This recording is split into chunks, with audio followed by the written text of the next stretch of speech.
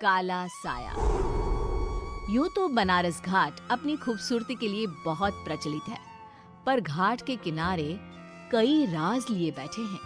ये कहानी शुरू होती है बनारस के घाट के पास बने ममता निवास से, जहां प्रिया लाल जोड़े में ममता के घर उसकी बहू बनकर आती है।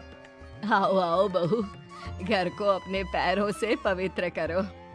ममता घर की दहलीज पार कर ही रही होती है कि अचानक एक बहुत गंदी सी बास पूरे घर में फैल जाती है।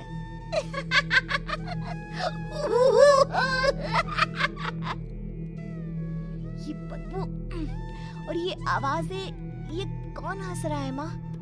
अब ये पड़ोसी ना हमारे थोड़े अलग से है। कहाँ हम शाकाहारी और ये मांस मच्छी खाने वाले। छोड़, तू ध्यान मत दे और गृह प्रवेश कर।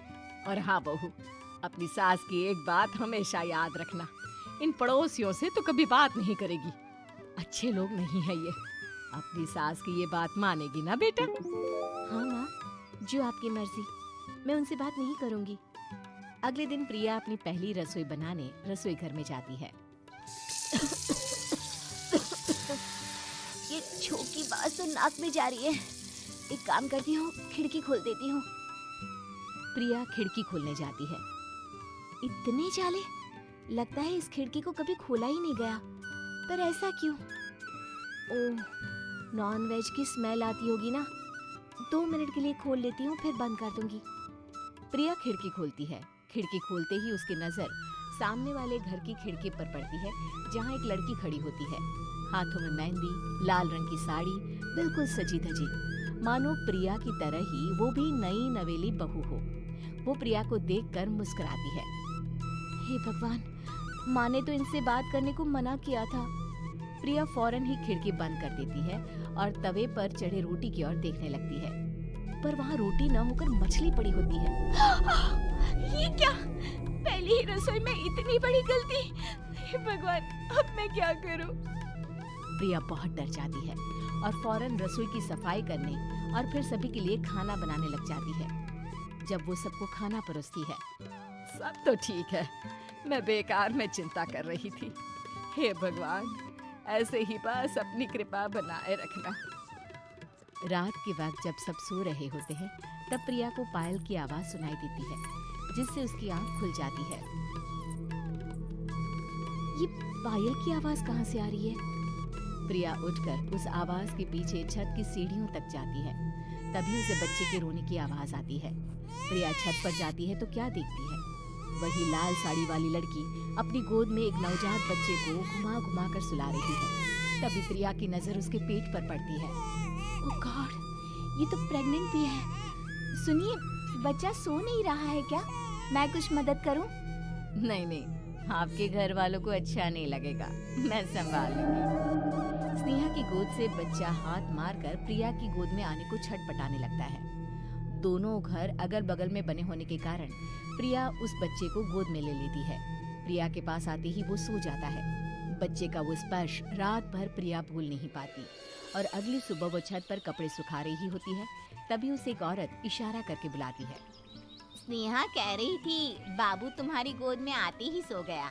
मैं गौरी, स्नेहा की माँ हूँ। बहू, घर आना, बाबू को खिला भी लेना।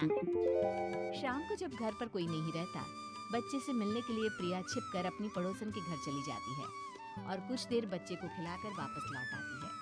इसके कुछ दिन बाद ही प्रिया को पता चलता है कि वो माँ बनने वाली है। ममता की खुशी का ठिकाना नहीं रहता।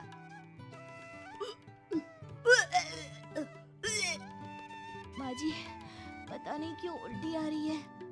प्रिया भागती हुई वॉशरूम में जाती है तो हरे और लाल रंग की उल्टी करती है। उस उल्टी में से कीड़े निकलते हैं। ये क्या? खून और ये कीड़े! माँ! माँ! प्रिया की आवाज सुनकर ममता दौड़ कर आती है, पर बेसिन में कुछ नहीं होता। प्रिया हक्की बक्की रह जाती है।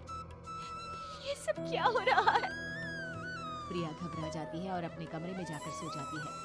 डर के कारण वो इतनी थक जाती है कि उसकी आंख लग जाती है। तब उसे ऐसा लगता है उसके पेट पर मानो कोई बैठा हुआ हो। कौन हो? प्रिया के पेट पर एक 5 महीने की बच्ची बैठी हुई थी, जो बुरी तरह जली हुई थी। माँ, तुम ही मुझे लाई ना अपने पेट में। मैं तुम्हारी माँ नहीं हूँ। कौन हो तुम? माँ, देखो मैं जल गई बुरी तरह से। 6 महीने पेट में रहने को भी मुझे नहीं मिला। सहला दो ना माँ। बचाओ, बचाओ, माँ। ममता दौड़कर कमरे में आती है। प्रिया की बातें सुनकर वो सब समझ जाती है। तू कहीं बगल वाले घर में तो नहीं जाकर आई ना बहू? मुझे माफ कर दो, मैं गई थी माँ। उस घर में सब मरे हुए हैं बहू। कई साल पहले स्नेहा उस घर में बहू बनकर आई थी। कुछ ही दिन में वो एक बच्चे को जन्म देने वाली थी। पूरा घर बच्चे के आने की खुशी में खोया था कि एक दिन अचानक उस घर में आग लग गई। सब बुरी तरह जलकर मर गए। गौरी आज भी दादी बनने का इंतजार कर रही है और इसीलिए स्नेहा ने अपना अजन्मा बच्चा तुम्हारी कोख में डाल दिया। ममता ये कह रही होती है कि पीछे से उसके पैरों को एक बच्चा पकड़ लेता है। दादी, दादी। माँ, स्नेहा की गोद में यही बच्चा था। ये बच्चा कौन है फिर? तेरी मौत है। तेरी भी दादी। जिस चीज का ममता को डर था वही हो गया। ममता निवास के ऊपर मौत ने चादर बिछा दी थी। प्रिया का पेट ऐसे बढ़ जाता है मानो 9 महीने का हो। 2 हाथ उसके पेट से बाहर निकलते हैं। बहू, संतोष को फोन कर, किसी पंडित जी को बुला बहू। प्रिया का पति भागता हुआ घर आता है। ये तो होना ही था माँ। तेरा पाप तेरे सामने आ गया तो तू सह नहीं पा रही है। स्नेहा घर में आग लगी नहीं थी, माँ ने लगाई थी प्रॉपर्टी की लालच में। और वो बच्चा मेरी पहली पत्नी का बच्चा है, मेरा बेटा, जो कि उस आग की चपेट का शिकार हो गया था। मैंने तुमसे ये सब माँ के कहने पर छुपाया था। मुझे माफ कर दो प्रिया।